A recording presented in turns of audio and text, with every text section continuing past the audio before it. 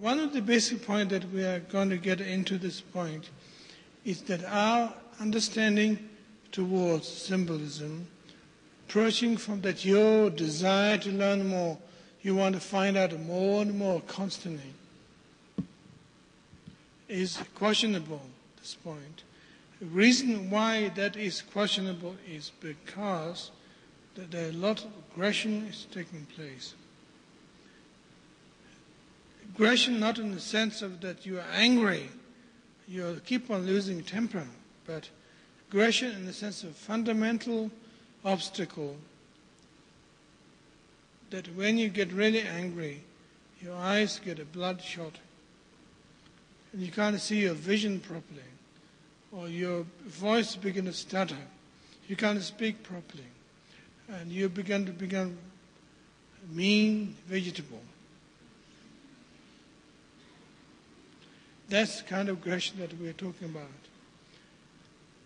It is greatest obstacle to see any kind of perceptual level, to perceive symbolism that we discussed yesterday, the other day rather, that we've been talking about that in terms of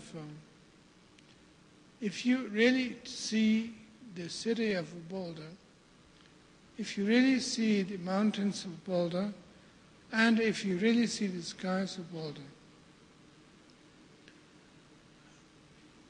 there is no aggression. But I am somewhat doubt that you really have actually seen it. I'm very doubtful. And this particular remark is not necessarily condescending or putting down your honorable existence. But this is a reminder. I doubt that you actually done it. Maybe you have tripped all along. Since the other day's talk, you tripped all along, and you'll be tripping all the way.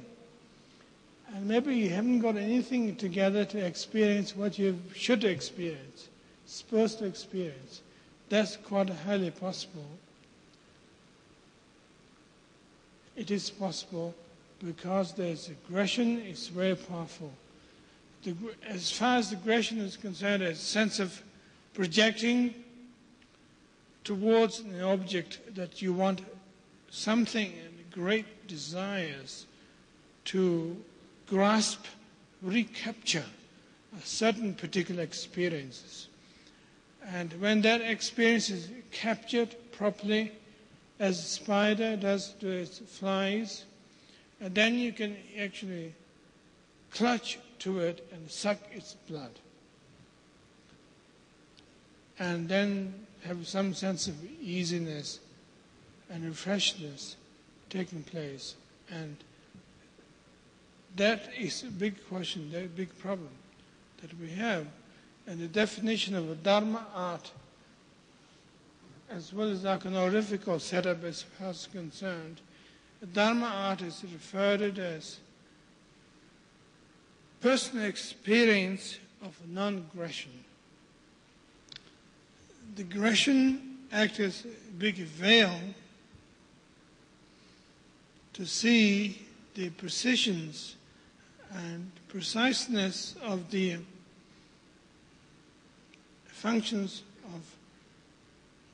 of absolute symbolism that we discussed the other day, as well as the relative symbolism at the same time.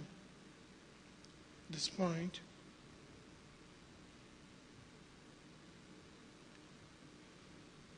that the only sense of remedy that we can think of, according to the traditional approach, is that surrendering seems to be the only way to overcome aggression.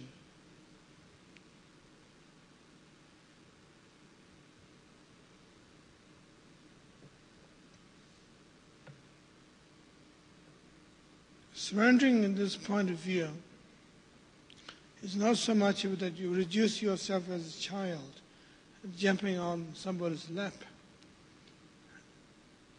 asking to be parents, particularly. But surrendering at this point is a sense of you want to give rather than to whom you're giving particularly, but you want to give, you want to let go. There are all kinds of personal trips involved, individually, spiritually, economically. Economically, because you might be economic conscious. And spiritually, because you might have something that you want to work on. You don't want to give that up.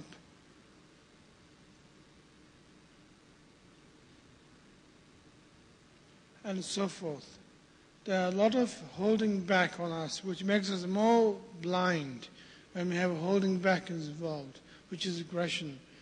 And giving up, opening, surrendering from that point of view actually plays a very important part, because finally you begin to actually let go of your aggression and you begin to say, get hell out.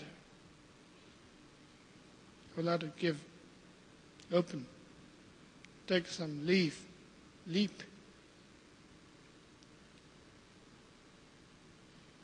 That might mean giving into your own aggression so that let aggression take over me.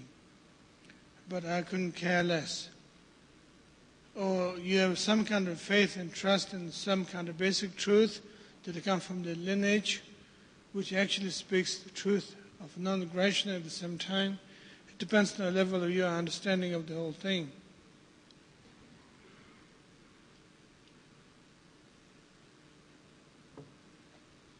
It is such a relief when you begin to give and give and give.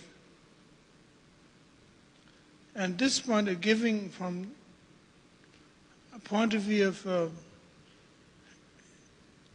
free from conventional idea for giving. In the conventional idea for giving is how much you have to give. If I have $10 in my bank account, I might give 5 if I'm so generous. I might have to keep the rest of the 5 for my own upkeep. That's the way you give. It depends on how much you can hold back on your aggression and how much you give. That doesn't mean to say I'm trying to raise money from you people particularly. But that's just the idea that came to me in my mind, is that you spend 50% of your aggression on giving, and then you would like to reserve the rest of the 50% as part of your maintenance, part of you holding up your trip, so to speak. That doesn't seem to be quite enough, absolutely not enough. You have to give the whole thing, give up the whole thing. And each time when you give, your vision begins to clear, your hearing system begins to clear, there's less wax in your eardrum, there's less filter through your pupils, and you begin to hear much better and see much better. When you give more and more of this uptightness of holding back and resentment back, begin to give much more and open much more, you are not doing a favor to anybody particularly. And there's nobody to say, thank you, you have given me so much. If there is somebody who become like a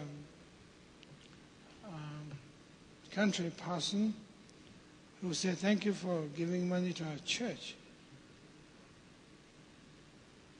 that seems to be fake. But you don't give it to anybody, but you give it away anyway, without anything expected to return. You just give, let go. Each time you give, more clarity takes place, that you're able to see the real meaning of symbolism, that what we discussed the other night, as well as the night before, in connection with the twofold realities in terms of relative absolute symbolism, can be also seen through very clearly. And the giving and opening oneself is not particularly painful when you begin to do it, but it is very painful. The idea of it is very painful. When you be asked to give and take a leap. It's so terrible feeling. You feel terrible that you don't want it, but you've been asked to do it. Some of you are tickled by the idea of supposing if I did that, what will happen to me? Maybe I make some kind of breakthrough. Maybe I lose my whole thing in this world. It's a very ticklish idea. And let us go along with that inquisitive mind and give and open more, open further, open greatly, open completely.